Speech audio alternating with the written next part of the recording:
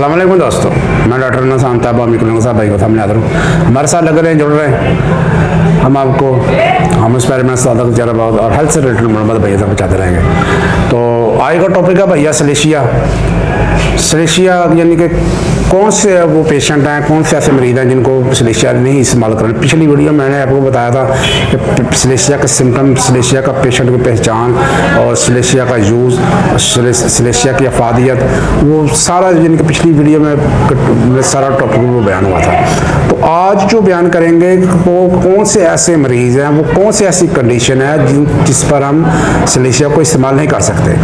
तो सलेशिया में भाइयों 4 किस्म के जो मरीज़ होते हैं, 4 किस्म के मरीज़ों को सलेशिया बिल्कुल आप इस्तेमाल नहीं करानी, क्योंकि इनको इस्तेमाल कराने से, इन मरीज़ों इस किस्म के मरीज़ों को इस्तेमाल करने से आपको बहुत ज़्यादा मरीज़ को नुकसान हो सकता है। तो सबसे पहले जो कंडीशन आती है, सबसे फर्स्ट कंडीशन जो आती है बायोलॉजिकल ट्रांसप्लांटेड केस, यानी कि वो मरीज़, ऐसे मरीज़ जिनका कोई अज़ा या अज़ू अंदर का जो चेंज हुआ हो, मसलन किसी ने गुर्दे ट्रांसप्लांट कराए हो या किसी ने लीवर ट्रांसप्लांट कराया हो या किसी ने स्किन ट्रांसप्लांट कराई हो या किसी मरीज़ का जो हार्ट है वो भी आजकल ट्रांसप्लांट हो रहा है। तो इस किस्म का जो मरीज़ होता है उसको आपने बिल्कुल सलेशिया को इस्तेमाल नहीं कराना।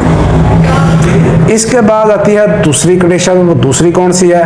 तो दूसरी कंडीशन जो आती है भैया वो है नॉन बायोलॉजिकल कंडीशन, यानी कि ऐसे मरीज जिनकी हड्डियां टूट जाती हैं, ऑपरेट होते हैं और एलोपैथिक वाले सर्जरी करके उनकी हड्डियों के अंदर प्लेटें वगैरह, स्टील के राड वगैरह, नट बोल्ट वगैरह, टांगों की हड्डियों के अंदर और कमर की हड्डियों के अंदर अक्सर जहाँ पे हड्डी टूट जाती है वो स्टील की प्लेट या राड वगैरह और नट बोल्ट वगैरह इस्तेमाल करते हैं। तो ऐसे मरीजों को भी आपने सलेशिया बिल्कुल इस्तेमाल नहीं करवानी। उसके बाद आ जाती है भाइयों तीसरी पोजीशन, तीसरी किस्म का मरीज।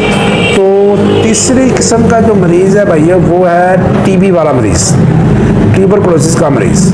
जो टीबी वाला मरीज होता है, डॉक्टर केंट ने लिखा अपने लेक्चर के अंदर फरमाया है कि जो टीबी के पेशेंट होते हैं उनके फेफड़ों के अंदर जो टीबी के जरासीम होते हैं उनके अंदर, उनके ऊपर एक लेयर आ जाती है और वो दब जाती है बीमारी।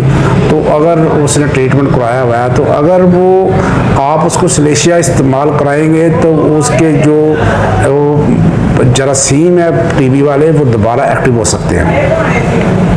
लिहाजा बड़े एहतियात के साथ इसको इस्तेमाल करा सकते। टीबी की दवाई भी है सलेशिया, लेकिन इसको बड़े एहतियात के साथ और सोच समझ कर इस्तेमाल कराना चाहिए। और चौथी जो कंडीशन है, जो आखिरी कंडीशन है, वो है भाइयों amino suppressive therapy. Amino suppressive therapy के वो लोग होते हैं जो एलोपैथिक वाले जो मरीज होते हैं, जो एलोपैथिक मेडिसिन का इस्तेमाल कर रहे होते हैं, जिनकी ऑटोइम्यून डिसीज होती है उनको सप्रेस किया होता है एलोपैथिक दवाइयों से। मसलन कोई भी उनको बीमारी है, सोराइसिस है या कोई और बीमारी है जिसको उन्होंने एलोपैथिक मेडिसिन के ज़रिए सप्रेस किया हुआ है, और अगर आप वो थेरेपी ले रहे हैं एलोपैथिक की, उसके दौरान आप सलेशिया को इस्तेमाल करा देते हैं तो ऐसे मरीज को भी नुकसान हो सकता है। तो ये थी भाइयों आज का मौजू, आज का टॉपिक।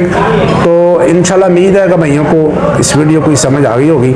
तो इसकी वजह जो ये है कि ये क्यों नहीं देने चाहिए मरीजों को, ये इसकी वजह मेन ये है कि आपने अक्सर देखा ये इसका जो फंक्शन है सलेशिया का, ये जब हमारे पाँव के अंदर को कांटा या किल या हाथ के अंदर किल या कांटा वगैरह लग जाता है तो वो हम उसको खरीदते हैं, निकालते हैं, किसी चीज़ के ज़रिए बाहर निकालने की कोशिश करते हैं। अगर वो हमारी रेंज से दूर होता है तो हम क्या करते हैं, उसको सलेशिया दे देते हैं। सलेशिया का फंक्शन ये होता है कि उसको जो अंदर चीज़ है बॉडी के अंदर चली गई है तो वो उसके अंदर उसके ऊपर एक लेयर बना देता है पीप की, और पीप की लेयर बनाने के बाद उसको ये रास्ता बनाता है और उसको बाहर निकाल देता है, किल को, कांटे को, शीशे को, जो भी चीज़ हो बॉडी के अंदर उसको बाहर निकाल देता है। ये सलेशिया का फंक्शन है। अगर आप वो मरीज़ जो ट्रांसप्लांटेड मरीज़ हैं या नॉन बायोलॉजिकल मरीज़ हैं, जो टीबी के मरीज़ हैं, जो अमीनो सप्रेसिव के मरीज़ हैं, अगर वो आप उनको सलेशिया इस्तेमाल करें, उनको जो उनके इम्यूनिटी सिस्टम है वो एक्टिव हो जाएगा, और एक्टिव होने की वजह से वो जो है वो मरीज़ को उससे नुकसान होगा। तो ये चंद चीज़ें भाइयों जो मैंने आप भाइयों के साथ शेयर की हैं, तो उम्मीद है इंशाल्लाह आपको समझ आ गई होगी। अगर आप चैनल पे नए हैं तो सुर्ख रंग का सब्सक्राइब बटन दबा के उसको काला कर दें और बेल आइकन पर दबा दें, ताकि आने वाली फॉर्मेटिव वीडियो भाइयों तक पहुँचते रहे।